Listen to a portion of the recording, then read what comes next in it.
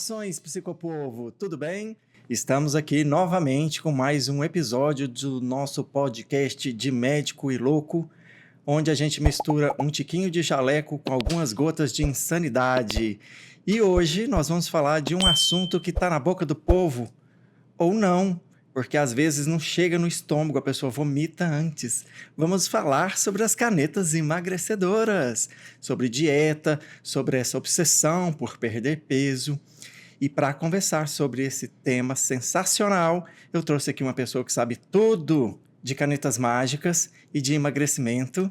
Eu trouxe hoje a doutora Ana Paula, endocrinologista lá do Espaço Serenitas. Doutora Ana Paula vai conversar com a gente hoje sobre canetas mágicas e emagrecimento. Doutora Ana Paula, a primeira pergunta que eu faço para todo mundo que vem aqui é: de onde você veio? De onde você é, doutora? Ixi. Bom, originalmente, nasci no interior de Goiás, eu sou de Anápolis. Gente, você é napolina. Sou anapolina, mas me mudei para Goiânia muito cedo, tinha 5 anos. Passei infância, adolescência lá, mas vim aqui para Brasília porque meu pai foi transferido. Meu pai era funcionário do Banco do Brasil, veio para cá, então vim para Brasília a contragosto, não queria ficar aqui. Eu também, então tá tudo certo. Mas aí fazia parte do destino. Eu me esforcei muito para não passar no vestibular aqui em Brasília. Fiz provas pelo país inteiro, mas eu tinha que ter ficado aqui, porque eu passei para medicina aqui, na UNB, e desde então tô aqui. Então, E como é que foi sua escolha, assim, endócrino? Pintou como aí na sua jornada? nossa, entrei para a faculdade querendo fazer pediatria. Sempre gostei muito de criança, e aí eu achei que, já que eu queria ser médica, eu gostava de criança, a escolha lógica era para fazer pediatria. No começo da faculdade, logo nas aulas de fisiologia, eu achei fantástico a ideia da endócrino. Então, eu amo a ideia de como os hormônios funcionam, como são os eixos hormonais. Aí eu pensei, já que eu quero fazer pediatria, eu gosto de endócrino, vou ser endócrino pediatra. Né? Só que quando eu fui entrar na pediatria, eu vi que eu gosto de criança saudável, não gosto de criança doente, não gosto de criança birrenta. Então eu vi que a pediatria não era para mim. Seu caminho não era isso. Era super fã de endócrino, então eu falei, não, vou fazer endócrino. Fiquei um pouco receosa quando foi chegando a época da residência. Eu vi que para ser endocrinologista você tinha que fazer 2 residências. Então, você tem que ser clínico geral e depois você faz a subespecialidade de endocrinologia. Flertei um pouquinho com a dermato, com a infectologia, que eram áreas diretas. Mas eu vi que eu amava mesmo endócrino e aí decidi encarar esse desafio. Então, fiz a residência de clínica médica. Já sabendo que eu queria fazer endócrino, eu brincava com os meus staffs, que eu estava passando ali nas outras áreas só para entender um pouquinho, mas que eu já estava certa, eu ia ser endócrino, ninguém ia tirar esse pensamento da minha cabeça.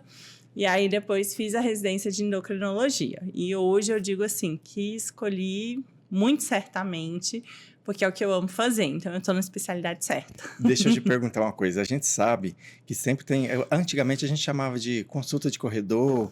Agora a gente chama de consulta de elevador, né? Aquele seu vizinho que sabe que você... Ah, doutora, você é endócrino? Então, qual é a pergunta cretina que as pessoas fazem só porque sabem que você é endócrino? Com certeza, a gente vai falar das canetas emagrecedoras. O que eu faço para emagrecer? Me passa um remédio, na verdade não é o que eu faço para emagrecer. Já é direto, me passa um remédio para emagrecer. O que eu posso tomar? Né? O que as pessoas querem? Magia, mágica. né, meu amor? A gente vai falar das canetinhas mágicas. Exatamente, o pessoal quer só ali a mágica. Escuta, nós temos aí algumas coisas no mercado. Aí eu te pergunto, caneta Bic, caneta Faber-Castell e Montblanc. Quem é quem na fila do pão? Então, vamos lá. Quando a gente pensa em perda de peso, a primeira ideia que eles tiveram em relação a isso foi: a pessoa está engordando porque ela come demais. Então, vamos diminuir o apetite. Então, as primeiras medicações para perda de peso foram as anfetaminas. Sibutramina, Femproporex, Anfepramona, são medicações bem antigas. Sou dessa época, era um tiro de canhão, né? Era terrível. Então, são medicações, né, de ação neurológica, elas inibem o apetite da pessoa, você vai ter pouca fome, você come menos, e aí, como você come menos do que o seu corpo precisa, você acaba emagrecendo. Só que essas medicações, a gente sabe, afetam outras questões, então afeta a parte psiquiátrica, a parte psicológica. Crises de ansiedade, irritação, era ficha. Era super insônia. comum. Muita gente reclama de constipação. Depois de um tempo, estudos mostraram aumento de risco cardiovascular. Então, a gente sabe que paciente de alto risco cardiovascular. Então, aquele paciente que já infartou, já teve um derrame, ou tem fator de risco, tem presença de placas de gordura, tem uma angina, ele não pode usar esse tipo de medicação. Com o passar do tempo, a gente foi vendo que a parte psicológica influencia muito. Então, a gente tem aquele beliscador compulsivo. Então, a pessoa que está aqui, almocei, então a gente almoçou, mas se tivesse aqui na mesa um pote com balinha, você vai ali pegando e você não percebe. Tem aquela pessoa que durante o dia tem um dia super agitado e aí não tem tempo para fazer nada. A hora que chega em casa, sentou, relaxou, agora eu vou comer. E aí come grandes porções. E aí começaram a usar medicações lá da parte da psiquiatria para ajudar no controle do peso. Então, a gente tem fluoxetina, sertralina, bupropiona, topiramato. Depois de um tempo, foi avaliada a associação da bupropiona com a naltrexona. Então, quando a gente associa essas duas substâncias, a naltrexona potencializa o efeito da bupropiona. Então, também foi utilizado. Nesse meio tempo, foi pensado também na possibilidade de diminuir a absorção de nutrientes no organismo. Veio o orlistat, o famoso xenical, que diminui a absorção de gordura no intestino, atua numa enzima chamada lipase. E aí, 30% da gordura do alimento, em vez de ser absorvida, vai embora nas fezes. A gente fala que é uma medicação educativa, a pessoa usa a medicação. Super educativa, os cachorrinhos de Pavlov, pelo amor de Deus. E aí a gente sabe que a pessoa está ingerindo ali uma quantidade de gordura acima do que deveria. E foram feitos vários estudos. A gente vê que foram estudos um pouco lentos quando a gente compara. O que a gente tem de evolução de medicação para hipertensão, para asma, para doença cardiovascular, para diabetes. A gente tem uma gama muito grande de medicações. E para obesidade é meio que ali aquela criancinha feia, que ninguém está nem aí. Então, teve uma demora até que surgiram as famosas medicações em caneta. Qual a ideia da medicação em caneta? Inicialmente, começaram a se estudar substâncias semelhantes a hormônios que a gente produz no nosso intestino. Perfeito. O famoso GLP-1 é uma sigla para um glicopeptídeo semelhante ao glucagon. Então, foi uma medicação desenvolvida pensando no diabetes, para eu poder melhorar a metabolização da glicemia. E aí, a primeira medicação desenvolvida se chamava liraglutida. Se chama liraglutida, a gente ainda tem ela. Que é o nome comercial? Começou inicialmente como Victoza e depois Saxenda. E aí, o Victoza começou a ser estudado para o diabetes. Os pacientes diabéticos começaram a perder bastante peso. E eles relatavam, nossa, eu estou emagrecendo porque eu estou sentindo menos apetite. Na hora de comer, eu como um pouquinho e já fico satisfeito. Não fico naquela ansiedade por comer. O pessoal achou isso bem interessante, então já tinha sido lançado a marca Victoza para tratamento de diabetes. Como o pessoal estava perdendo muito peso, começou, opa, esse remédio faz emagrecer, e se eu tomar ele? O pessoal começou a tomar Victoza para emagrecer. Paralelo a isso, já estava sendo estudada a mesma substância para pessoas com obesidade e sem diabetes, porque a gente precisava saber, tá? O diabético toma isso e emagrece. Mas será que a pessoa sem diabetes também consegue emagrecer? Ou será que o emagrecimento é só porque eu controlei glicemia? Então, foi estudada a mesma substância para tratar a perda de peso e foi aprovada. Por uma questão do FDA, a gente não pode pegar um remédio e sair usando ele para tudo. Então, como o Victoza é uma marca que foi aprovada para tratamento de diabetes, quando eles resolveram desenvolver o tratamento para obesidade, tinha que ter um outro nome comercial. E daí veio o Saxenda. A diferença entre eles é que, no caso do Saxenda, eu posso usar doses mais altas, que vão ter um benefício maior na perda de peso, porém, no caso dos diabéticos, não vão trazer um melhor benefício aí para controle glicêmico. Lançou essa primeira opção, todo mundo, nossa, que maravilha. Isso vai ser aí o resultado, vai ser o segredo para a gente perder peso. começaram a se estudar mais, e aí a próxima ideia foi: o Victoza, o Saxenda são de uso diário. Será que a gente não conseguia fazer uma coisa mais estendida para ficar mais fácil? Então, começaram a desenvolver medicações de uso semanal. E aí veio a dulaglutida, que chama Trulicity. Até o momento, só foi aprovada para diabetes. Doses mais altas dela não deram uma grande perda de peso. E na prática clínica, a gente vê que mesmo nos pacientes diabéticos que usam, não perde tanto peso. Um ou outro paciente vão conseguir. E aí veio o queridinho que caiu aí nas graças da população, o Ozempic, que é a semaglutida. É também a mesma substância, um análogo de GLP-1, mas que é de longa duração. Então, eu consigo aplicar só uma vez por semana. E aí, caiu nas graças, caiu na mídia, todo mundo começou a falar. E aí, o Ozempic se tornou famoso por ser a medicação para perda de peso, sendo que, na verdade, ele foi desenvolvido para tratar diabetes. Pela mesma questão do FDA, logo que foi desenvolvido o Ozempic, eles já fizeram um braço de estudos para diabetes, um braço de estudos para obesidade, porque eles já sabiam que podia funcionar para as duas coisas. Só que por questões burocráticas, demorou muito até ser lançada a versão, por assim dizer, para tratamento de perda de peso, que hoje é o Wegovy. Então, é uma medicação com nome pior do que a outra, né? Os nomes não são bonitos. Então, são muito difíceis. Então, a gente tem Ozempic para tratamento de diabetes, o Wegovy para tratamento de obesidade. Eu gosto de explicar para os pacientes que é como se fosse aquele filme lá do Charlie Chaplin, da produção em cadeia, que agora eu me esqueci o nome do filme, mas que basicamente é a mesma caneta, e aí eu brinco, se você compra as doses de 0,25, 0,5 ou 1 miligrama, basicamente a mesma coisa, só que algumas eles botam o adesivinho Ozempic, em outras eles botam o adesivo Wegovy. Mas a mesma substância... Mudou nem a cor da tinta da caneta? Muda nada. Nada.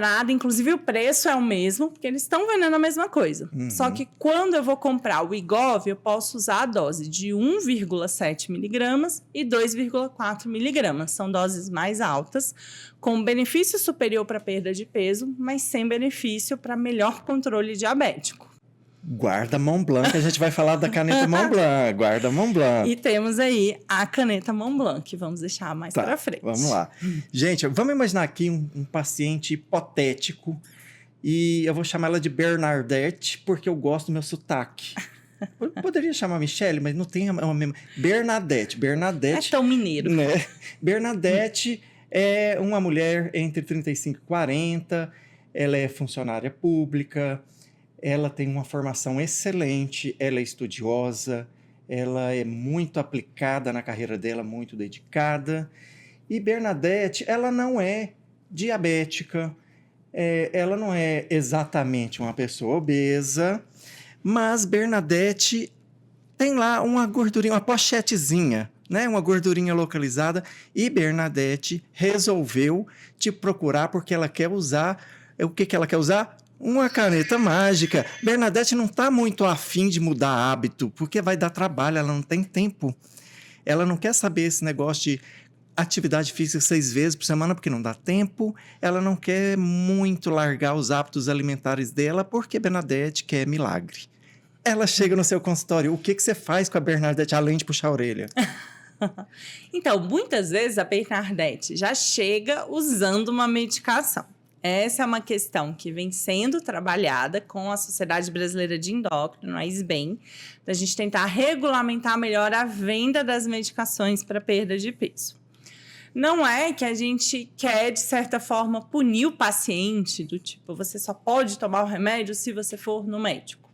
Mas muita gente acaba usando as medicações por conta própria, não ciente de efeitos colaterais, tanto aqueles efeitos colaterais logo quando você usa, quanto aqueles efeitos colaterais mais a longo prazo, e acaba dando errado. Então, o que a gente tem que fazer? Essas medicações para perda de peso, elas estão bem indicadas para pessoas com obesidade e pessoas com sobrepeso e alguma comorbidade. Quando você está ganhando um pouquinho de peso, mas os seus hábitos não estão adequados, o primeiro passo é você modificar hábitos. Se diante disso, então, poxa, estou me exercitando direitinho, melhorei a alimentação e muitas vezes, gente, melhorar a alimentação é procurar um nutricionista e seguir orientações, não é parar de comer o doce, porque às vezes o problema está muito mais embaixo.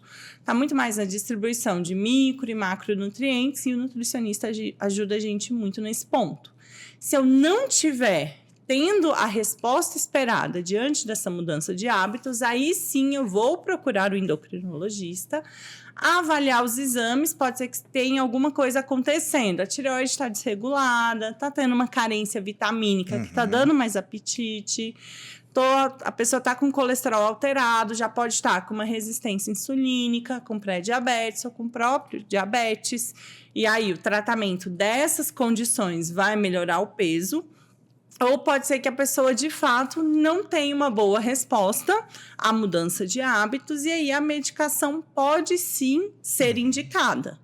Mas é sempre importante que a medicação ela entre com uma complementação da mudança de hábitos. Então, eu sempre falo que é um tripé. Então, tem que ter alimentação adequada, tem que ter atividade física e a medicação entra como um coadjuvante. A medicação não pode ser a única forma de estimular a perda de peso. Exatamente. Porque milagre, né? Quem faz é Deus, a gente não consegue. Não dá. O remédio tem um pedaço do papel, não faz tudo sozinho. Vai ajudar, mas ele não vai resolver tudo. E principalmente quando a gente fala do perfil de paciente que você comentou, que é aquela mulher que ganhou um pouco de peso, mas quando a gente vai avaliar uma mulher que está num peso ainda adequado, uma circunferência abdominal dentro do esperado, que seria abaixo de 88, então quando a gente mede a circunferência abdominal, é uma forma prática da gente avaliar como que está o depósito de gordura visceral.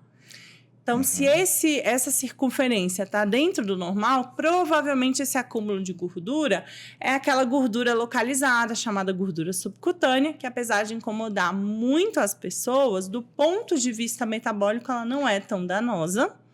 É uma gordura que pode ser trabalhada de forma com mudança de hábitos, atividade física, alimentação, e tem algumas gordurinhas que, infelizmente, só o colega lá da cirurgia plástica vai conseguir resolver. Mas assim, aí a gente vai também falar sobre ideal de beleza, os exageros e tudo mais. Mas sem falar nisso, eu queria te perguntar outra coisa. Eu já vi, e provavelmente isso chega até você também, as pessoas que usam por conta própria, porque né, as pessoas fazem isso, pega a canetinha, começa a se injetar, porque a vizinha disse, a prima da fulana, da sobrinha da tia, sei lá o quê, falou que, ou seja, as pessoas usam doses erradas, usam doses pequenas e concluem, o remédio não presta, não vale a pena.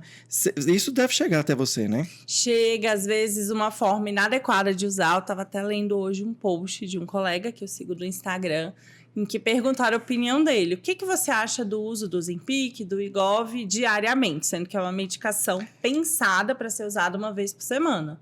Ele falou, poxa, o pessoal estudou para criar a facilidade de um remédio uma vez por semana e vocês vêm e começam a aplicar todo dia. Então, não faz o menor sentido eu pegar um remédio estudado para ser usado uma vez por semana e ficar usando microdose todos os dias. Então, não é à toa que a medicação tem a dose X, o ajuste de dose.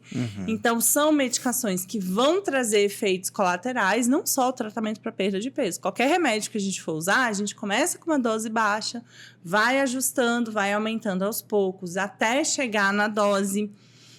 A gente tem ali um fracionamento padrão. Às vezes eu brinco, tem dia no consultório que eu passo a mesma medicação para 2 pessoas, passa um mês, elas voltam. Uma fala assim, doutora, o remédio não funcionou de nada. Essa dose que você passou está muito baixa. A outra vem e fala, doutora do céu, achei que eu ia ficar internada, porque eu passei super mal com essa dose. A mesma dose.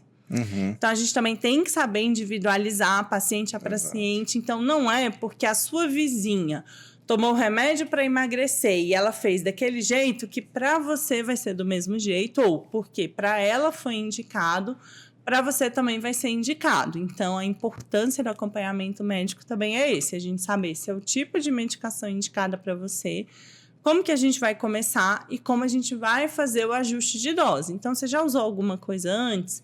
é a primeira medicação que você está usando, como que é a sua tolerância a efeitos gastrointestinais, que são os principais efeitos colaterais da medicação. Então, é muito importante individualizar isso. Eu vejo, por exemplo, as pessoas reclamando de náusea e ficam horrorizadas. O remédio deu náusea. Gente, mas não é parte do efeito do remédio? Quer dizer, tem gente que não tolera um mínimo efeito colateral do remédio, né? Sim. E até a questão de ler na bula. Eu sempre gosto de salientar isso, porque assim que eles lançaram o Wegovy, que é a semaglutida em altas doses, o estudo é muito interessante porque foi um estudo duplo cego. Então, parte dos pacientes usaram a medicação, parte dos pacientes receberam uma canetinha com soro fisiológico. E aí, explicou para todo mundo, olha, você está recebendo esse remédio, pode ser que você esteja recebendo o remédio ou o soro. Aviso, pode causar náuseas. Adivinha qual foi o grupo que mais teve náusea? O placebo. O placebo, que usou soro fisiológico. Aí eu brinco com os pacientes, sabe qual é a conclusão do estudo? Soro fisiológico dá mais enjoo do que tomar o tal do Ozempic. Ou seja, o que a gente chama do efeito nocebo, que né? Na psiquiatria a gente enfrenta todo dia. Vai usar o remédio, alguém te fala, esse remédio aí, ele dá enjoo. Então, você fica na cabeça, meu Deus. Às vezes, você vai, come uma comida que não caiu bem e ficou enjoado. Foi o remédio. Então, você não pensa que talvez foi a comida que você comeu. Às vezes, no dia, você não acordou bem, ou você fica com aquilo tanto na sua cabeça, vai dar enjoo que você sente. Mas sim, é uma medicação que pode causar náuseas, mas elas são manejadas, a gente pode usar a medicação e a grande ideia da gente fazer o ajuste de dose aos poucos é justamente evitar essa náusea. Eu ia chegar nessa pergunta. É programado essa subida de dose normalmente no esquema para tratar tanto a obesidade quanto o diabetes? Sim, a gente sempre vai fazer ajuste de dose. Então, inclusive, a primeira dose, que é a de 0,25, ela não é uma dose clínica. Ela não vai ajudar tanto no controle de diabetes e nem na perda de peso. Ela é só para o seu corpo entender, essa é a substância que vai estar na minha corrente sanguínea. Então, você se adapta a ela para que quando a gente chegue numa dose clínica, você não sinta tanto. Então, é muito melhor eu tomar 0,25 por algumas semanas para quando eu for para o 0,5 eu não sentir tanto, do que eu já começar direto no 0,5, ter muito efeito colateral e abandonar o tratamento, porque isso não é para mim. Uhum. Esse remédio dá muito enjoo. Então, muitos pacientes que falam que usaram a medicação e não deu certo, quando eu vou perguntar, falar, não, doutor, eu comprei a dose máxima e já apliquei, porque eu queria um resultado rápido. Então, é claro que você vai ter muito efeito colateral. Você pega a dose mais alta e aplica ela de primeira. Então, o primeiro contato que o seu corpo tem com a substância numa dose alta vai ter muito efeito colateral. E as pessoas têm muito disso também, né? Uma impaciência, quer emagrecer do dia para a noite, né? Tem gente que exagera na dose. Que é assim, 90% dos casos que a gente atende em consultório de ganho de peso não foi em meses. Tem muito tempo. Então, tô ganhando peso desde que eu engravidei. Tô ganhando peso desde o início da pandemia. Desde o início de pandemia. Desde que eu diminuí meu exercício há 10 anos atrás. Então, ganhei 20 quilos em 10 anos. Quero perder 20 quilos em 2 meses. A conta não funciona assim. Mas tem o casamento da prima fulana, que vai ser no final de junho. Tem o carnaval, tem o fim de ano, tem o meu casamento.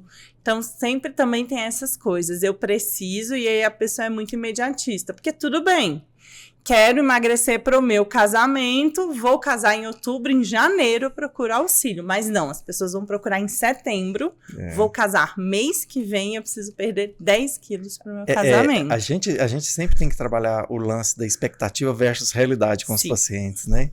Mas agora eu quero falar da Montblanc. A grande caneta, da grande promessa. As pessoas são exageradas, né, gente? O povo já está chamando o negócio de bariátrica química. Eu queria ouvir a sua opinião a respeito dessa caneta e quem é a bendita da Montblanc. Então, é até bom que combinou, né? Montblanc... toma aí para você fazer sua magia com a sua caneta mágica. Então, gente, Montblanc vem de Monjaro. Então, boa. Até combinou, né? Então, qual a diferença do tal Monjaro para as outras canetas? Ele é o primeiro agonista duplo. Então, quando eu falo de Saxenda, de Ozempic, de Wegovy, eu estou falando de um análogo de GLP-1, de um hormônio produzido pelo intestino. Quando eu falo do Mounjaro, o nome da substância é tirzepatida, ele é um análogo duplo, tanto do GLP-1 quanto do GIP. Então, ele faz 2 trabalhos em um. Então, é como se ele estivesse fazendo 2 coisas ao mesmo tempo. Ele vai ser mais potente que as outras canetas, sim. O estudo que teve comparando o Mounjaro com o Wegovy, que até o momento era a caneta de maior potência, mostrou que o Mounjaro era melhor, uma perda de peso maior. E sim, a gente tem alguns estudos mostrando uma perda de peso chegando a 30%. Essa perda de peso de 30% do peso é semelhante à gastrectomia sleeve, que é uma das cirurgias bariátricas. Então, sim, tem ali uma eficácia semelhante com o benefício que eu não vou ter aquelas carências vitamínicas que a cirurgia bariátrica traz. Uma perguntinha. Esse 30% em quanto tempo? Porque também não é assim, né, gente? Importante, 30% em 1 ano e meio de tratamento. Tá vendo? Não é magia. Então, todos esses resultados que a gente fala, então, quando o paciente chega, doutora, quanto que eu posso perder de peso? Então, as canetas vão promover aí perdas em torno de 10%, 15%, 20%, pode chegar a 30%. A maioria dos estudos é 1 ano ou 1 ano e meio. Não tem estudo nenhum de perca 20% do seu peso em 3 meses. Posso perder isso? Pode, mas é exceção, não é a regra. E outra coisa importante, agora que você falou do tempo, é entender que as medicações também têm ali um efeito. Então, o Mounjaro, eu vou perder, então, 30% do peso em 1 ano e meio. Se eu usar, então, uns 3 anos, eu perco 60% do meu peso. Não. A matemática mandou um beijo no Twitter, né? Então, cada medicação tem ali o efeito dela. Então, a maioria, praticamente todas as medicações para perda de peso, eu vou usar, vou ter um processo de perda de peso, vou atingir um platô. Aí todo mundo fala, remédio parou de fazer efeito. Não, o remédio só fez o efeito esperado dele. Planejado para ele. Então, é o planejado. Então, tô tomando o Saxenda, peso 100 quilos, perdi 10 quilos. Poxa, mas eu quero perder mais. Mas a medicação já atingiu o que era proposto para ela. Porque se fosse assim, era só eu pedir para o paciente de 200 quilos usar uma medicação ao longo da vida, daqui a pouco ele tá chegando a 50 quilos, perdeu 150 quilos. E não. Então, cada medicação tem o que é esperado de percentual de peso. Por isso é importante o acompanhamento contínuo, acompanhamento crônico, atingir um platô de perda de peso. Já está suficiente? O paciente melhorou as comorbidades dele? Ótimo, vamos manter esse tratamento para não recuperar o peso. Não, eu ainda preciso perder mais peso. Então, a gente vai pensar numa associação de medicação, numa troca de medicação, para que a gente continue esse tratamento. Vamos voltar para a nossa paciente imaginária, Bernadette, funcionária pública altamente capacitada. Bernadette, ela vira para você e fala o seguinte, doutora, quero as canetas, mas eu quero estar dispensada do esforço de emagrecer. Eu não vou fazer atividade física e não vou deixar de comer o que eu quero. O que você fala para Bernadette? Nesse caso, então, eu falo. Acorda para a vida, minha filha. Explico bem. Então, qualquer tratamento para perda de peso, então, quero perder peso, vou fazer dieta, vou tomar remédio, vou fazer jejum intermitente, eu vou perder peso. Só que esse peso é um componente de 3 itens. Eu perco gordura, eu perco água e eu perco músculo. Infelizmente, para as pessoas do sexo feminino, nós mulheres, a gente tem um pequeno problema. Nosso corpo, ele não quer acumular músculo. A gente tem que trabalhar arduamente para ganhar músculo e, assim, no máximo para manter massa muscular. Então, eu falo para todas as mulheres, tem que fazer exercício para nem perder músculo. Se eu quero ganhar músculo, aí que eu tenho que me esforçar muito. Então, é muito frequente no perfil da Bernadette a mulher começar a fazer o tratamento para perda de peso com remédio. Então, digamos que é uma mulher que está pesando 60 quilos e aí ela usa essas canetas, chega a 50 e fala, meu Deus, agora eu tô assim, varada de fome, parei de usar a caneta, eu quero comer o tempo todo e eu tô recuperando peso numa velocidade muito grande. Porque acontece muito dessas mulheres chegarem assim, eu me casei com 25 anos e eu pesava 50 quilos. E aí eu casei, a vida mudou, tive filho, não me exercito mais, agora eu cheguei nos 60, eu quero voltar para os meus 50, mas eu não tô lembrando de tudo que aconteceu nesse tempo, né? E também não quero voltar para os hábitos. E aí, quando ela faz por conta própria, a gente nem tem o parâmetro. Mas quando a paciente vem em consulta, eu falo, tudo bem, você quer usar a medicação, mas primeiro vamos avaliar a sua composição corporal. E a gente pode avaliar a composição corporal via bioimpedância ou via densitometria de composição corporal. São os nossos 2 exames. Na maioria das vezes, essa mulher ela tem o quê? Uma massa muscular abaixo do esperado e uma massa de gordura acima do esperado. Então, de certa forma, ela está correta. Ela realmente ganhou gordura. E ela está com um percentual de gordura alto. Só que o percentual de gordura dela é alto principalmente porque a massa muscular dela é baixa do que porque a massa de gordura é alta. É aquela relativização do peso da balança, né? Que não quer então dizer é o que muita eu brinco, coisa. eu falo, seu tratamento para perda de peso, na verdade, é um tratamento de ganho de músculo. Você vai perder peso quando você ganhar músculo.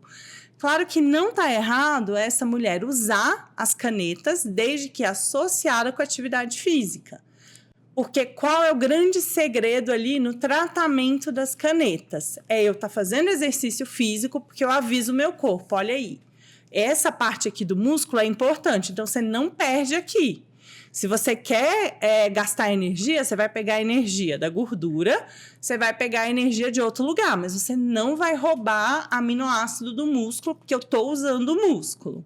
Quando você usa a caneta e não está se exercitando, há uma chance maior de você usar como fonte de energia aquela massa de músculo. Então, você até perde os 10 quilos.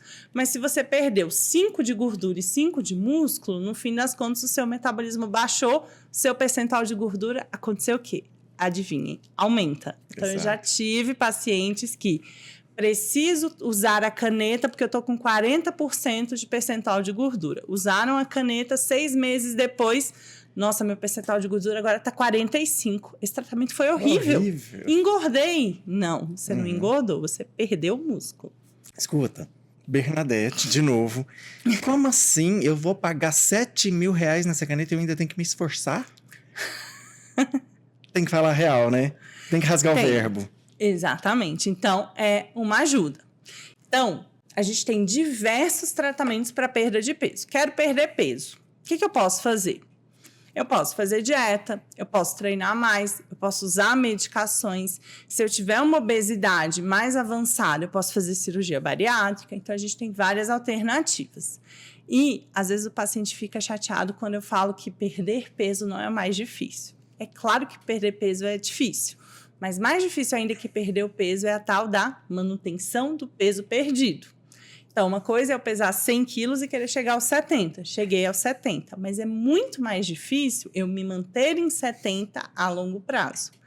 E até hoje a gente só tem um tratamento para manutenção de peso perdido. A combinação da dieta com a atividade física. Não tem muito mistério, né? Não tem muito mistério. Então, quanto antes a gente aceita, é o tal do aceita que dói menos, né? Que a gente precisa mudar hábitos, melhor vai ser para a gente ter um sucesso nesse processo de perda de peso. Então, sempre entender que a medicação ela é um auxiliar, mas ela nunca vai ser o fator mais importante. É claro que quando a gente está lidando com obesidade, porque a gente tem esses 2 grandes problemas, né? Temos pessoas com um percentual de gordura normal, um peso dentro do saudável, querendo perder peso, e do outro lado temos pessoas com obesidade, complicações, que têm medo do tratamento de perda de peso. E nesses casos, é claro que tem muito paciente que chega e fala, doutora, eu treino direitinho, eu faço dieta e eu não consigo perder peso. Sim, precisa da medicação. Mas se você tem obesidade, você não treina, você não melhora a sua alimentação, vai ser muito mais difícil. Então, claro que dieta e atividade física não são a solução mágica também para a perda de peso em casos de obesidade e de sobrepeso. mas eles são fundamentais para a gente ter um melhor resultado nisso. Sim. E eu percebo também que as pessoas não têm uma percepção real da caloria daquilo que come. Ela chega, doutora, eu não sei porque eu estou engordando, eu não como nada. Eu como uma fatia de pão. Ela não tem muita noção da quantidade de caloria que ela ingere. Sim. E aí fica com essa ideia meio torta. Mas, gente, sabe o que ela está falando, a doutora Ana Paula está falando? Uma coisa que eu sempre digo, ser médico de verdade, às vezes, significa você frustrar o paciente. Porque você não pode enganá-lo, você tem que dizer a verdade. E às vezes as pessoas querem comprar sonhos. Infelizmente, ciência não vem de magia, não vem de sonho. Então a gente tem que rasgar o verbo e falar a verdade, e às vezes isso nem sempre é agradável, né? Sim, a gente tem muito médico aí que tá vendendo a solução milagrosa, né? Na grande maioria das vezes, Na há um sua área valor deve ter um bem monte alto. de gente fazendo isso. Aí é um valor bem alto, então a pessoa vende um sonho, o paciente compra por um curto período de tempo, porque ele não consegue arcar com esse sonho a longo prazo. E aí, adivinha, quando ele descobre que esse sonho vendido... E tem um cara na internet que eu adoro, que chama esses médicos de Doutor Cinto Brega. Então, o Doutor Cinto Brega, ele vende milagre caríssimo. A pessoa compra e aí usa por um mês, é fantástico. Aí, no segundo mês, começa a dar errado. Aí ele, poxa, não consigo mais manter o tratamento com o Doutor Cinto Brega. Aí ele vai em outro médico e aí esse médico é quem vai falar para ele, não, mas isso aqui que o doutor te passou é mentiroso, ele te enganou. Então, muitas vezes a gente fica, o médico sério, o médico que está ali procurando a saúde do paciente, fica como um médico ruim, porque Exato. É o primeiro médico que disse as verdades. Você não usa um cinto brega. Infelizmente, Escuta, eu tive um paciente que foi no Doutor Cinto Brega e ele prometeu que ia usar Mont Blanc no paciente, só que o paciente tinha que ir lá na clínica do Doutor Cinto Brega para receber a Mont Blanc lá, com um detalhe, o paciente não via o que era aplicado nele. Ele não sabia se era Mont Blanc ou se era caneta Bic. Então, assim, mas vendia o sonho. É a ideia do sonho. Adivinha o que aconteceu? Não deu certo. Esse paciente hoje é seu. Então, minha filha, é isso aí. E acontece muito também, porque esses médicos vendem muito, e até falando do Mounjaro, né? Então, o Mounjaro, ele é uma medicação recente. Então, hoje, a gente tem uma lei mundial, qualquer medicação que é lançada, ela tem uma patente por 10 anos. Então, o laboratório que desenvolveu essa medicação, até pelos custos que ele teve com isso, ele retém a patente por 10 anos.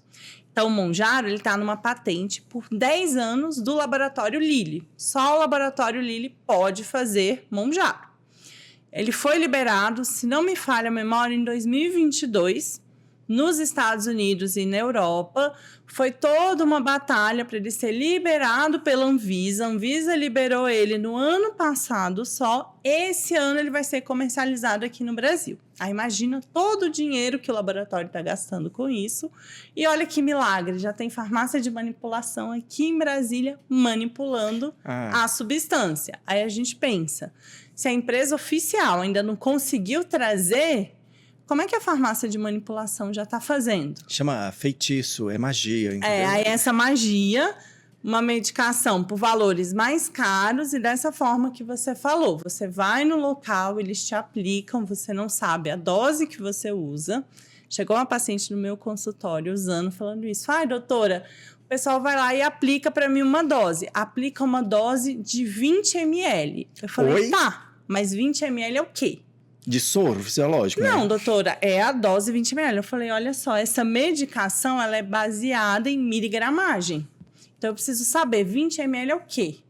Porque eu posso aplicar 20 ml de soro fisiológico, 20 ml de vitamina C.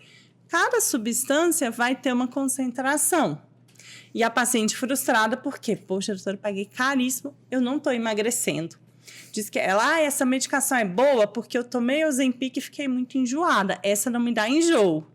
Aí eu brinquei, será que é porque essa não tem nada? E talvez o Ozempic te dava enjoo, porque de fato funcionava.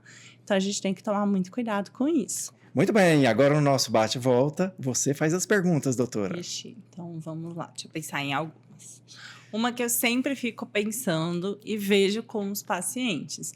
Muita gente quer perder peso, não porque acha que precisa perder peso, mas na verdade porque sente ali uma pressão, ou meu marido falou que eu dei uma engordada e que eu preciso perder peso, minha mãe acha que eu tô gorda.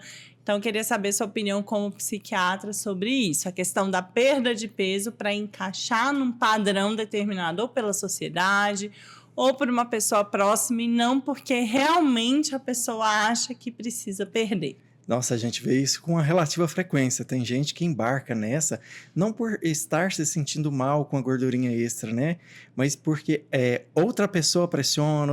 E isso a gente vê, infelizmente, marido dá uma cutucada, fala que a esposa tá gordinha, etc. E eu lembrei que esses dias rodou na internet uma história de um casal gay. Você lembra disso? Lembro. E que um tava aplicando Ozempic no outro dormindo para fazê-lo emagrecer, meio que a contragosto. Existe muito essa pressão, a pressão estética, e eu acho que isso é particularmente mais intenso com as mulheres do que com os homens.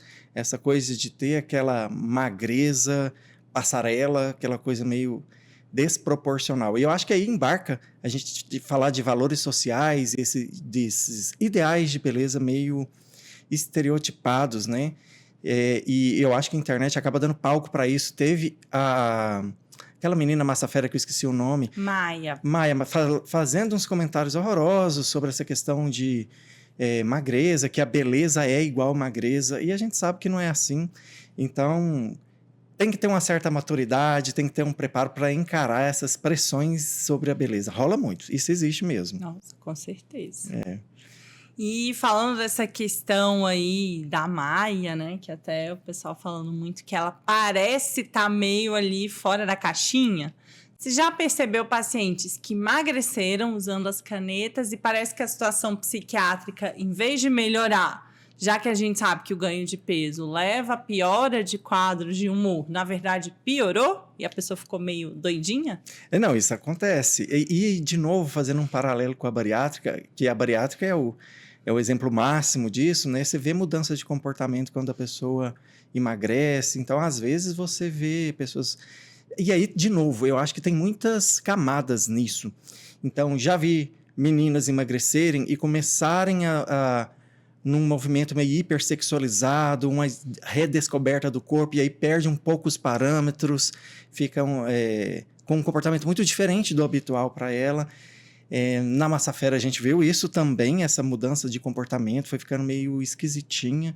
Eu acho que tem muitas camadas envoltas nisso, tem que levar em consideração a personalidade base daquela pessoa, mas isso pode acontecer, a gente vê isso com uma certa frequência, por isso que a gente sempre diz, o acompanhamento psicológico no processo de emagrecimento, ele é muito importante também. Então, a gente está falando de estratégias, várias estratégias, o medicamento, a atividade física, o acompanhamento com o endócrino, tudo isso, tem que lembrar também do acompanhamento psicológico, porque envolve muitas coisas. Às vezes, quando o processo de emagrecimento é rápido demais, a autoimagem não acompanha, gera uma desconexão, a pessoa começa a olhar para si com estranheza, não reconhece mais o próprio corpo. Então, eu acho que isso é legal da sua pergunta para a gente reforçar a necessidade de um acompanhamento psicoterápico junto do processo de emagrecimento. Fundamental, muito importante. E até falando disso, eu vejo em alguns casos pacientes dizendo que começaram o tratamento para perda de peso e principalmente com as canetas. A gente acaba falando mais das canetas porque elas levam a um processo de perda de peso maior, mais rápido. Dizerem que começaram a experimentar sintomas de depressão que não tinham antes. Então, falavam, às vezes eu tinha vários motivos para me sentir mal antes do processo de perda de peso. Comecei o tratamento para perda de peso com o objetivo de me sentir melhor no meu corpo. Achei que isso me traria felicidade, mas não. Eu fiquei mais triste ainda. Queria saber se você já percebeu isso em consultório. Ana Paula, já. E eu acho até curioso, é bom a gente ter essa oportunidade para conversar essas coisas. Eu percebo isso sim, às vezes, eu não sei, eu fico com a impressão que isso é meio dose dependente, não sei a sua opinião sobre, mas em doses maiores, não raro eu escuto as pessoas dizerem que estão mais apáticas, mais tristonhas, uma sensação de falta de energia, aí fica mais difícil malhar, rola uma certa preguicinha meio exagerada. e eu vejo o humor dar uma murchadinha. Eu não sei se isso está realmente ligado à dose, mas existe uma tristeza nesse processo de emagrecimento em alguns casos. É claro que tem gente que fica eufórica, né? Nossa, perdi 10 quilos, fica super feliz, mas nem sempre acontece. Tem gente que fica tristonha no meio do processo. Você vê isso também, não vê? Vejo. Tanto que, assim, a gente sempre brinca, né? Não sei se você já ouviu essa história que na medicina tudo aparece em duplas. Então, é muito frequente acontecer alguma coisa durante a semana comigo que eu falo, nossa, interessante, acho que eu tenho que pesquisar isso. Aí, na mesma semana, aparece um segundo caso. Eu falo, não. É o destino falando que eu tenho que correr atrás. E teve uma semana que eu atendi 2 pacientes com essa mesma queixa. Comecei a usar a medicação para perda de peso e interessante. Uma usava o diário, que era o Saxenda, e a outra usava o semanal, que era o Wegovy. Eu falei, então não é a substância. As doses eram parecidas, eu falei, eu acho que é uma questão de classe. Fui atrás de pesquisa, falei com o pessoal do laboratório e aí eu achei, assim, 2 motivos. O primeiro, em relação ao cansaço, essas medicações vão tirar o apetite. Então, você vai ter menos fome, às vezes você só vai comer naquele momento que você estiver ali prestes a fazer uma hipoglicemia. Você começa a ficar cansado, sonolento, e você lembra, ixi, não comi nada, vou comer. E aí o pessoal fala da importância de aproveitar essa redução do apetite da medicação para melhorar hábitos alimentares e, principalmente, garantir um bom aporte proteico. A gente esquece das proteínas. Então, no café da manhã, na pressa, o que a pessoa vai comer? Ela vai comer uma fruta, ela come um pão, carboidrato. Chega na hora do almoço, está na correria, eu pego ali um salgado, eu pego um pacotinho de biscoito, mais carboidrato. Fiquei meio fraca ao longo da tarde, eu pego ali uma balinha, carboidrato. E a gente esquece da proteína. Então, ali de manhã, ninguém pensa, tô sem fome, tô sem nada, vou tomar um leite. Vou pegar uma fatia de queijo e vou comer. Almoço, aí às vezes, nossa, eu tô sem fome nenhuma, como uma salada pura. A salada, ela é saudável, sim, mas ela é muito baixa em caloria. Então, você pode comer uma salada, mas bota ali um atum, bota um ovo cozido, bota um frango, bota um pedaço de bife. Então, esse cansaço está muito relacionado a esse baixo aporte de proteína. E em relação a essa questão dos sintomas depressivos, eu fui pesquisar. E aí, até uma das coisas que a gente vê que acontece particularmente com o Ozempic e o Wegovy, que são a semaglutida, é uma ação no apetite hedônico. O que é isso? A gente tem 2 apetites. O apetite homeostático, que é o apetite físico. Eu preciso comer para eu ter energia, para o meu cérebro funcionar, para o meu coração bater, para o meu intestino funcionar. Então, vão ter horários no dia que o estômago ronca, você fica cansado, você recebe um aviso para comer. O apetite hedônico, eu brinco, que é o famoso estômago da sobremesa. Você sai para almoçar com as pessoas, você almoça, você está num restaurante que não tem doce, então você come o suficiente para ficar satisfeito. Você sai do restaurante satisfeito, você poderia voltar para o trabalho e trabalhar o dia todo, mas você passa na porta ali da Cacau Show e você vê aquele docinho, aí você fala, nossa, eu quero aquele doce. Você já tinha se planejado para não comer mais nada, você já está cheio. Mas aí o pessoal brinca, não, o estômago da sobremesa é diferente. Então, esse é o apetite hedônico. Você vê aquele chocolate, você lembra, o chocolate é gostoso, o chocolate é algo que te traz um prazer. E quando você usa a medicação, você reduz o apetite, você come menos. Então, você deixa de ter aquela válvula de escape da comida. Eu tô triste, eu vou comer um doce. Eu tô feliz, eu vou comemorar comendo uma coisa gostosa. E muitos pacientes falam, poxa, quando eu tava feliz, eu comi um hambúrguer, eu comi uma pizza, agora usando a medicação eu como, eu passo mal. Porque às vezes é um alimento muito rico em açúcar, em gordura, dá diarreia, dá refluxo.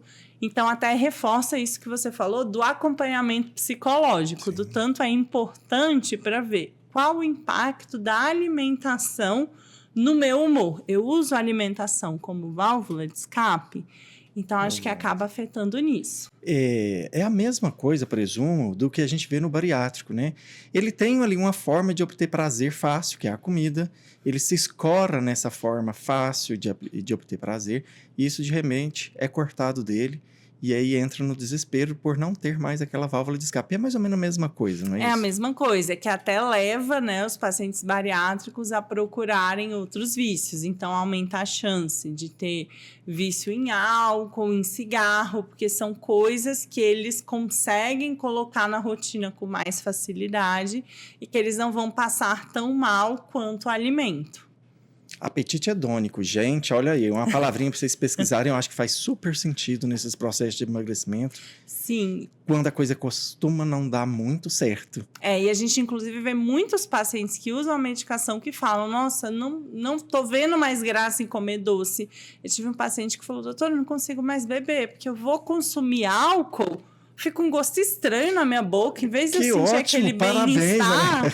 Então, eu tive um paciente que falou, doutor, eu resolvi parar de beber, porque beber perdeu a graça para mim.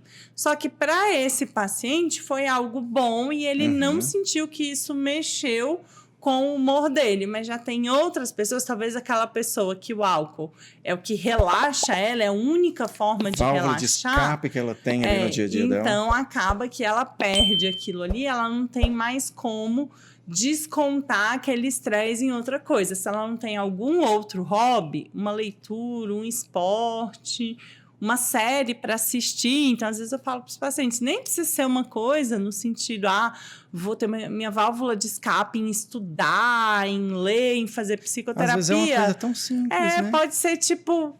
sair, passear, ir para um lugar, sentar e ficar sem fazer nada. Pode ser assistir Harry Potter pela 20ª vez. Sim, aquela série, aquele filme conforto. Isso para mim é uma ótima válvula de escape. Eu vejo os mesmos filmes, assisto os mesmos seriados. Eu não posso criticar, não. Às vezes eu até decoro as falas dos filmes. Eu também, sei várias. Então, doutora, no nosso bloco Seria Cômico Se Não Fosse Trágico, eu queria te perguntar um negócio. Que lenda é essa história de cabeça de Ozempic? O que é isso? Então, a gente já via o emagrecimento com todas as canetas. Como o Ozempic foi o que ficou mais popular, tudo que já inventaram foi de rosto derretido de Ozempic, cabeça de Ozempic, todas as coisas. A história da cabeça de Ozempic acontece porque as pessoas, muitas vezes, perdem peso de forma rápida, é muito peso, muito rápido, e aí a pessoa murcha. Só que a nossa cabeça, aí a parte craniana, não vai diminuir. Né?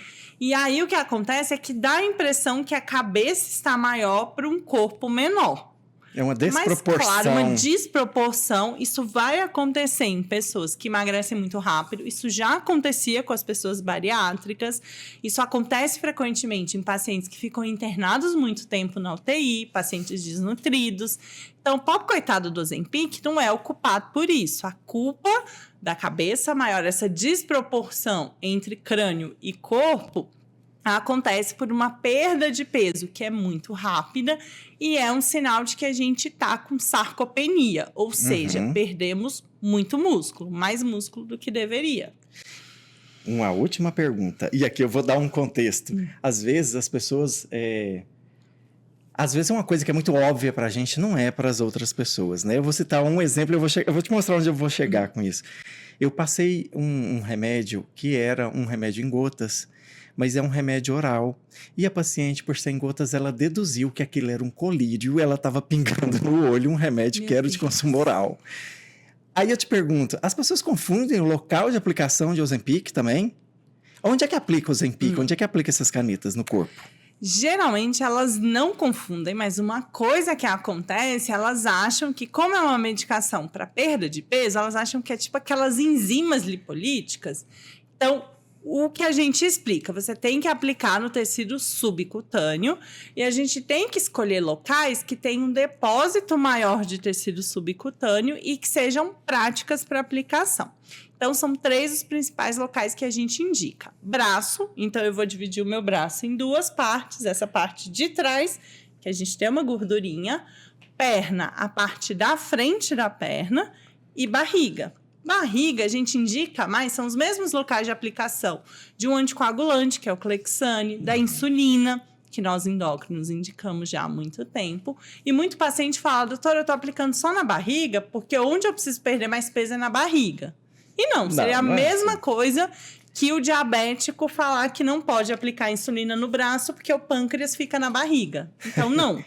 Eu posso aplicar em qualquer região, qualquer uma dessas, e a perda de peso promovida pela medicação é geral. Então, não vai que se eu aplicar na barriga, eu vou perder mais peso na barriga, e se o que me incomoda é a gordurinha aqui do braço, que eu sempre vou ter que aplicar no braço. Não, é só uma região para a medicação ser absorvida, mas pelo tecido subcutâneo, ela chega na corrente sanguínea e atua no corpo todo. Mas é uma questão de fé. Eu, por exemplo, acredito em gel redutor de medida. Não, brincadeira, sacanagem. Seria favor, ótimo, não. gente, mas seria ótimo, né? Seria maravilhoso. Então, pessoal, muitíssimo obrigado, doutora Ana Paula, por ter vindo, contribuído conosco. Muito obrigada. Eu gostaria de dizer que eu vou chamar a doutora Ana Paula de novo. Ai, meu E Deus. aí nós vamos falar de outro assunto que é muito interessante, que é o uso de hormônio na pessoa trans para readequação. Você saca muito disso. Numa outra oportunidade, a gente vai chamar a doutora Ana Paula de novo para conversar disso conosco. Vamos sim, vamos Doutora Ana combinar. Paula, diga-nos onde a gente te encontra, qual o seu Instagram, onde você trabalha, para onde a gente liga para te encontrar. Bom, gente, vocês podem me encontrar no Instagram. Meu Instagram é @Ana, com 2 N's. Por favor, não façam essa desfeita com os meus pais, que fizeram questão de botar os 2 N's. Então, é Ana com 2 N's, ponto endócrino. Endócrino não tem acento. E vocês podem agendar consultas lá no Espaço Serenitas. Estou lá, a gente faz consultas tanto na modalidade presencial quanto na modalidade online. Só queria puxar a sardinha para o nosso lado. Nossa equipe é multi, então lá você vai ter o nutricionista, você vai ter o endócrino, você vai ter o psiquiatra e o psicólogo, tudo no mesmo lugar. Sim. Só falta a gente arranjar um educador físico. Já. Doutora, muitíssimo obrigado. Eu que agradeço. E já fica o convite para a próxima. Combinado. Tchau, pessoal. gente. Até mais. Pronto. Pronto. Viu? Não foi tão difícil assim, foi?